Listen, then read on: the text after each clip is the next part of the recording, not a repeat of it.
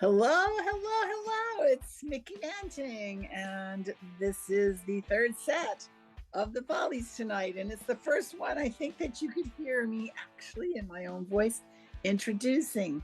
We have accessories after the fact coming up here next. Welcome to David and Cheryl.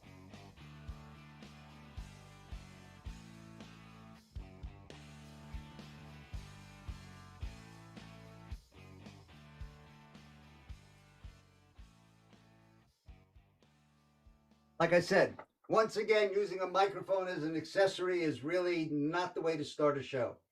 But once again, Mickey did tell the truth. We are accessories after the fact. We just discovered that during our green room because we had nothing else to talk about.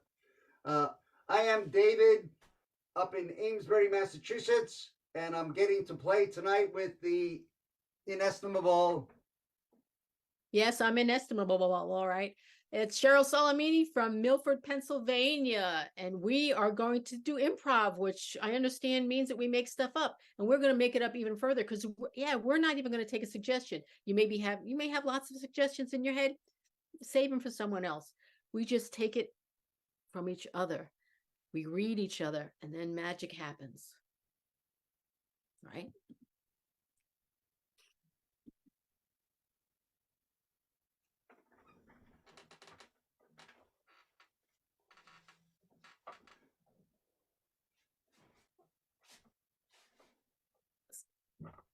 Listen, I promise it won't happen again. I promise.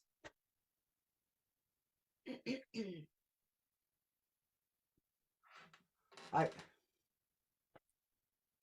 really want to believe you. When you say that, it makes me think that you don't believe me, but I'm telling you.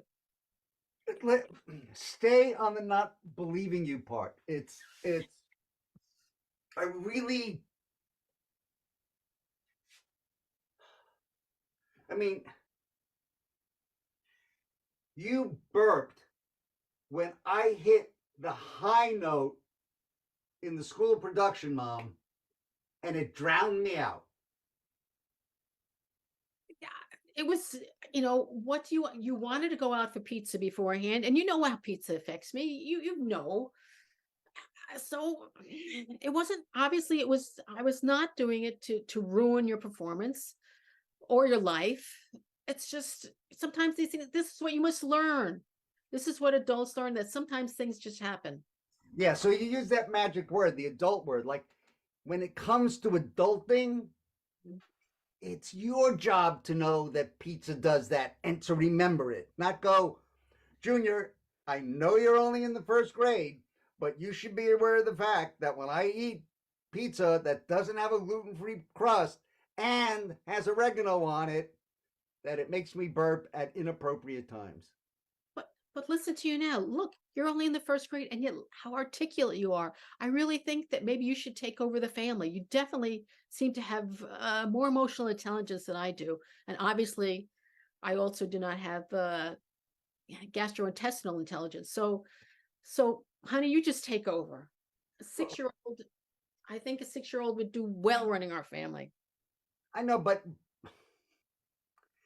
you're really not giving me as much credit as you think you are. I'm being honest with you because since Dad left, it's just me and you, and so taking over the family is just like a ploy to get me to be responsible for your gluten-free pizza with oregano on it and making it my fault that I'm now the adult who's 6 years old.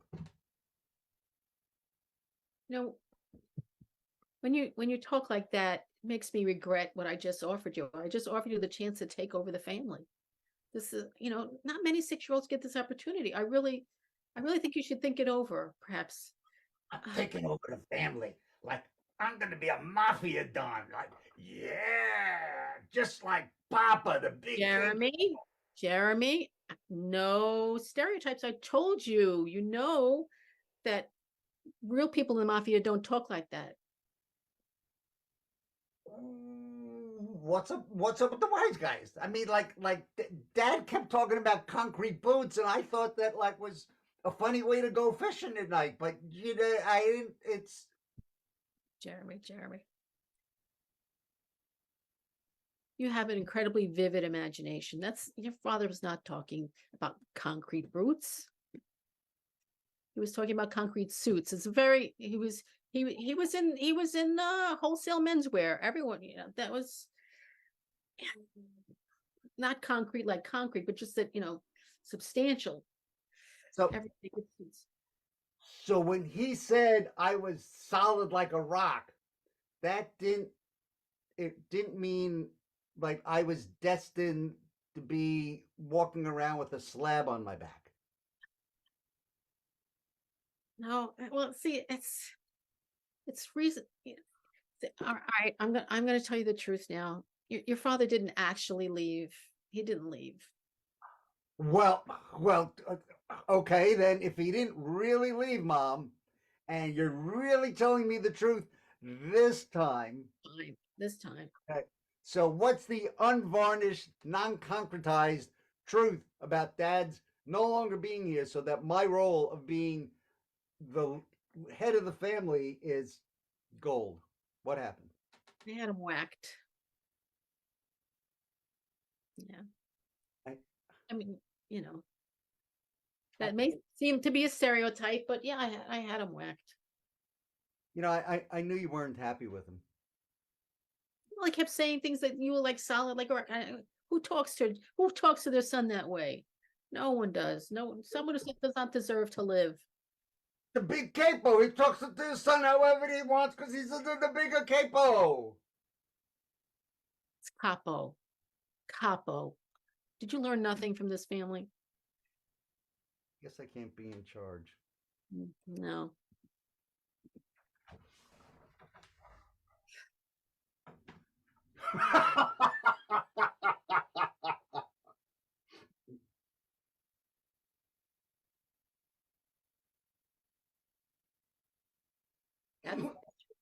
That's your response?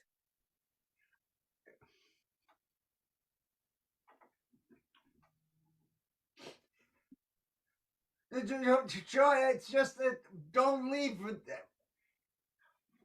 It's the unvarnished truth. It's my specialty. That was an unvarnished laugh. I feel humiliated now. Look, you come to me. You want to buy a coffin for your deceased husband. Yeah. And you want to pay for it on a layaway plan. Well, he's laying away. And you're wearing jewelry that most people would walk around inside a safe deposit box wearing the diamonds and the emeralds and the danglies that you got on. And you want me to extend you credit. What you're seeing here is I'm just holding them onto them for someone else. These are not mine. This is what I do. This is my job, actually. It's like people have pet sitters. I'm a jewelry sitter. They're not mine. Don't hold these jewels against me. Just, I'll give you $10 a month. And I mean, what's wrong with that? You're calling me stupid to my face. I love your honesty. No. If I was going to calling you stupid to your face, you'd know I was calling you stupid to your face. This is I'm telling you. You talked about unvarnished truth. I'm talking unvarnished truth. This is just, don't accept what I'm telling you. I'm telling you that I can only pay a little bit at a time. So, and he's dead. And have a little have a little sympathy for me. You think I have what I'm reduced to. I'm reduced to wearing other people's jewelry just to get by, and you refuse.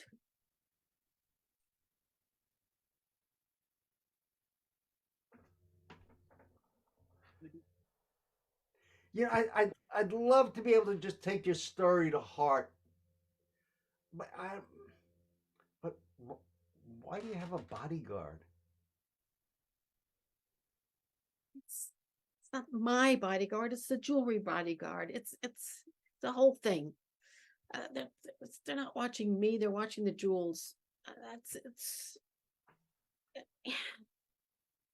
I So mean, how many rich people do you know? Do seriously? they're all dead.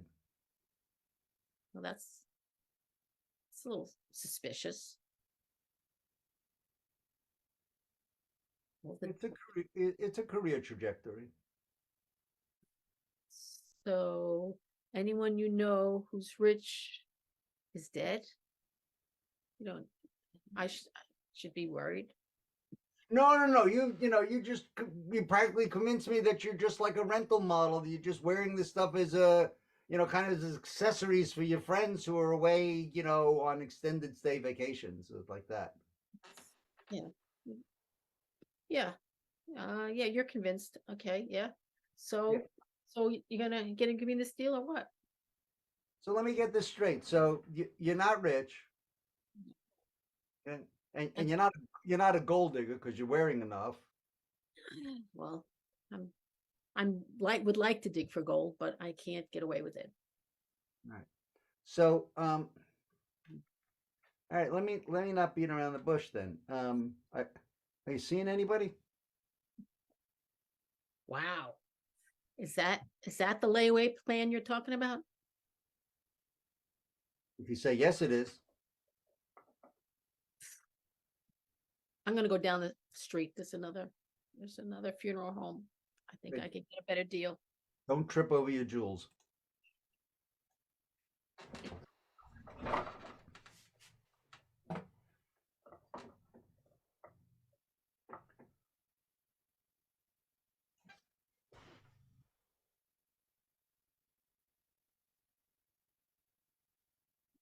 You can't win them all. You can't.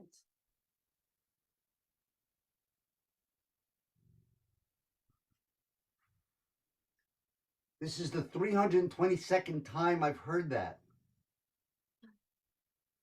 Well, that's an all, and you can't win them all.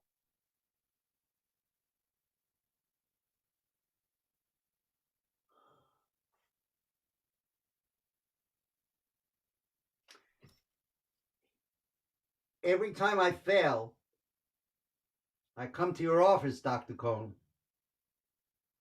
and you say the same thing to me. Well, I don't want you to feel like a failure. That's not what you pay me for. You're missing the point. You always tell me the same thing. I get it. 322 times in a row, I can't win them all. Well, until you accept that, I have to keep repeating it because, as you know, repetition sits in your body. It becomes habit. So this is what I'm trying to do. I mean, if the more I repeat it, the more you realize you cannot win them all, and maybe you can let go. Maybe you can move on after each of your tremendous failures. Just be able to let go and move on. Humiliating failures. I mean, I remember that time that like my very first failure where I climbed up the Empire State Building and tried to knock that goddamn gorilla off because I wanted Fay Ray to fall in love with me. That didn't work well. yeah, you're not really tethered to reality. Did you know that Fay Ray had Stockholm syndrome and she was in love with the gorilla? I don't know that that's relevant to our therapy, unless you've been to Stockholm and you had some kind of experience there that perhaps was damaging. I can't. It's a funny thing you mentioned Stockholm because I went there in search. This is many years ago, and I was looking into. Let me take some notes. Let me stop. Let me take some notes. Sure, I got all your time in the world, Doc. Good. Okay, Stockholm. Yeah. All right, so I went to Stockholm looking to do like gender affirmation surgery because they were very progressive back before Sure. Or, but Christine Jorgensen. Yeah, I remember that. yeah, I'm and so what happened was, though, they said, like, we can't affirm until you know who you are. And so my attempt at gender affirmation, that was another fail. Couldn't you just say, I'm a guy? Couldn't you just say that out loud to yourself and affirm yourself? Why are you looking for outside validation? I didn't Not trying to. Yeah. I didn't know who I was, so I thought if I went somewhere they could surgically tag me. What? But you needed it on your forehead so that every time you looked in the mirror it affirmed you? I'm not really sure what. It seemed reasonable at the time. So we've gone from King Kong to Stockholm to gender. No. And then probably like the biggest, my biggest flop was I promised myself I was going to ask Marjorie to go with me to the 4th grade social. Oh, I promised myself that I was going to ask Marjorie to go with me to the 4th grade social. Right, now you're digging deep. Okay. Yeah. And I walked up to Marjorie and I said, Marjorie. And she said, Ralph. I said, I thought your name was Doug. I'm getting to that. Okay. I said, Marjorie, my name is Doug. And she said, oh, Doug, I'm already going to the ice cream social with Ralph. And he's all I think about. I see. I see how far back this goes. Wow. You know, I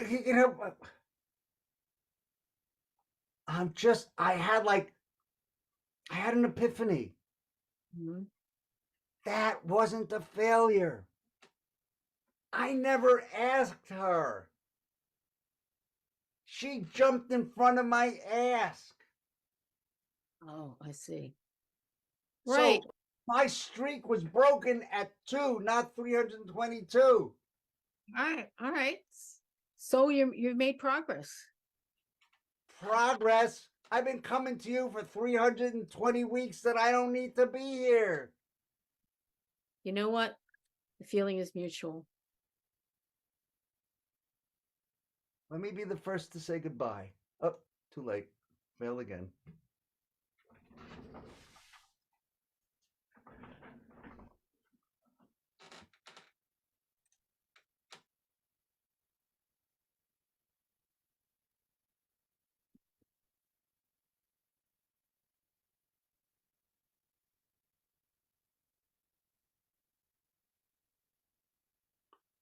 This is my relaxed pose. Yeah, you're gonna need it. I know. Maybe do that thing where you breathe in for 4 breaths and hold it for 7, then you release for 8. You know, that might get you to the place you need to get to. I practice that inside my virtual reality app. It's got that meditation. You set the counter and it tells you how many ins and outs to do. It's hard though because it tells me to close my eyes when I'm looking at the app, but then I can't count on my fingers. I don't know what's so I get disoriented and I forget to exhale and I black out. This is, but since we don't actually have any anesthesia at this hospital, you really need to do something like that before the doctor starts cutting you open. You just really need to relax. We just ran out. We just ran out of anesthesia. It happens all the time, but if you Uh, just So let's postpone the surgery until we could do it safely. I mean, with that, no, we can't do that. Oh, that's just not with your health insurance. It's now or never. You know, got to get that clot out. Got to. I, I, I've had this, I've had this clot for 17 years. Why can't we wait until the anesthesia's in? No. It's going to, you're just, your arteries are going to explode. It has to happen today. Just like I said, just relax. Just relax. It'll be fine. The doctor will be in any minute. Just relax. Think happy thoughts. Think, I don't know. Do you have any happy thoughts? It would really help all of us if you just calm down and relax. Just A doctor's going to do this procedure? well, sort of. I mean, I we call him doctor. I think that's enough. Yeah, because I can't afford. I mean, I can't afford to have my blood clot blow, but I certainly can't afford a doctor, a real doctor. That's why you're here at the Jiffy Lube Emergency Clinic. Huh. I thought we'd settled. You signed all those papers.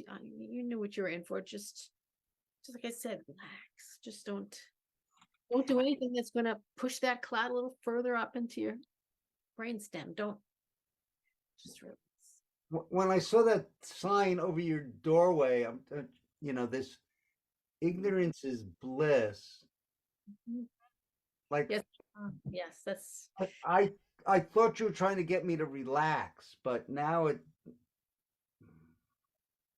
Well, it serves both purposes. I don't see the problem there. Just don't overthink it. I think really that's what I want you to. They just sent me in here to calm you down a little bit. I think my voice is very soothing. Just don't. Okay, I'm gonna close my eyes and breathe, and tell me when I get to 4.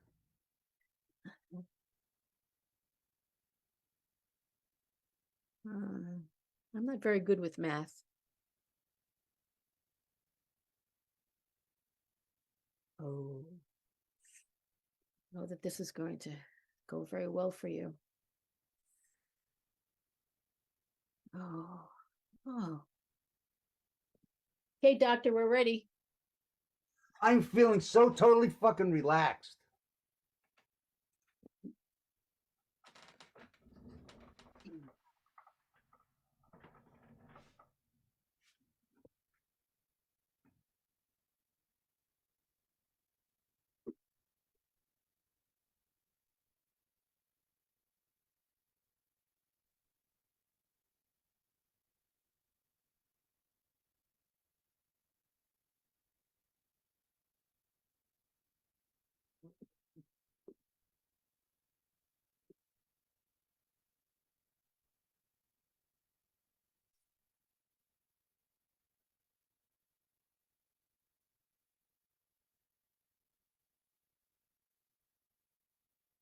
Just trying to get a hold of myself.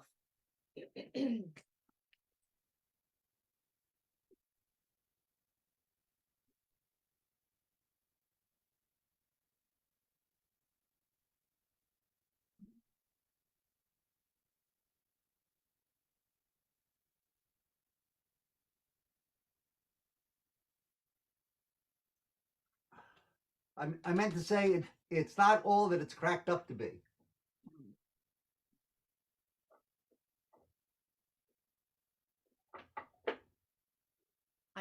I think it is.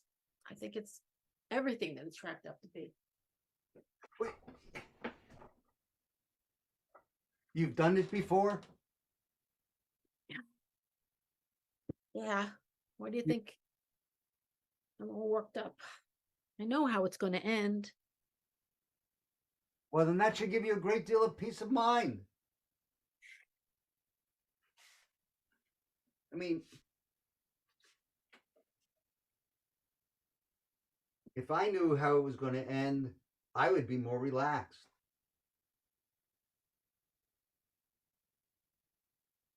A little knowledge is a dangerous thing in my case. I guess so.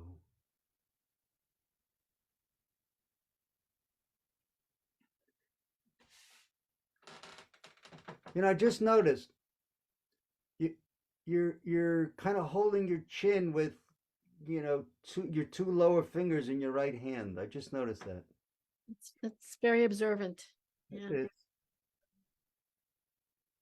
It Does that soothe you? Is that some sort of soothing stimulus response thing there? No, it's just to keep me from opening my mouth really, really wide and screaming. That's what this is about.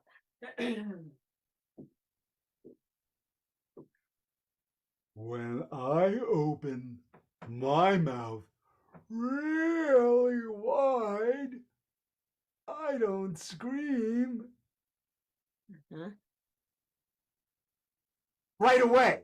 Then I freaking lose it. That's how it's going to end. See, that's what I knew. This is how it's going to end. You're just going to start screaming, and I just can't. I can't go through that again. Just can't. I don't have to scream when I open my mouth really wide. Yet. You will eventually. I told you. I know how this is going to end. When you tell me what I'm going to do, it aggravates me.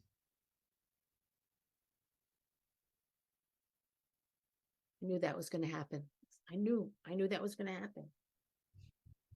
And I'm not screaming. Yet.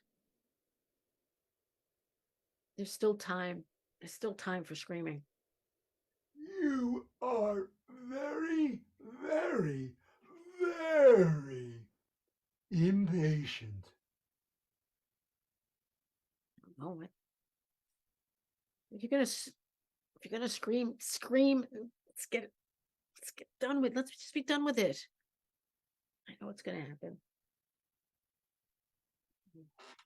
I have failed at screaming 320 times today. Huh. Maybe I don't know how this is going to end. Perhaps not. But I think it may actually be time to end. What the fuck?